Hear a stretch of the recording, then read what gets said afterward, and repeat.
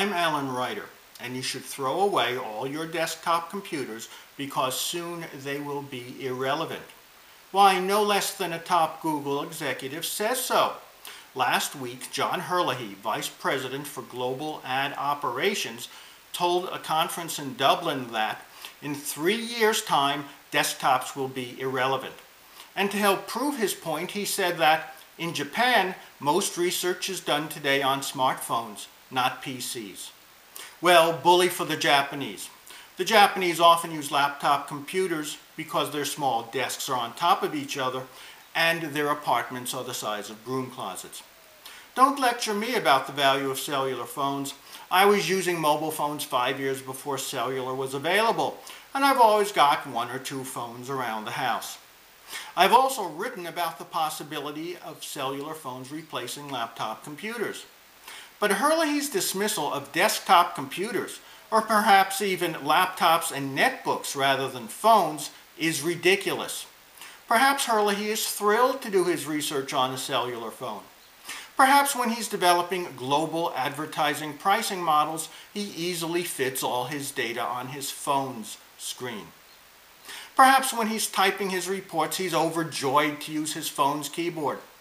Perhaps when he's watching business videos, he prefers his phone's 3-inch screen. Perhaps he just doesn't understand the value of desktop computers. He probably uses an Apple laptop, so he doesn't know the meaning of price versus performance. Sure, more and more people are using laptops at work. I've got 3. But many people often add an external keyboard, monitor, and speakers. And sure, cellular phones are enormously useful for business, as I've often written. And billions of people view all sorts of content on their phones.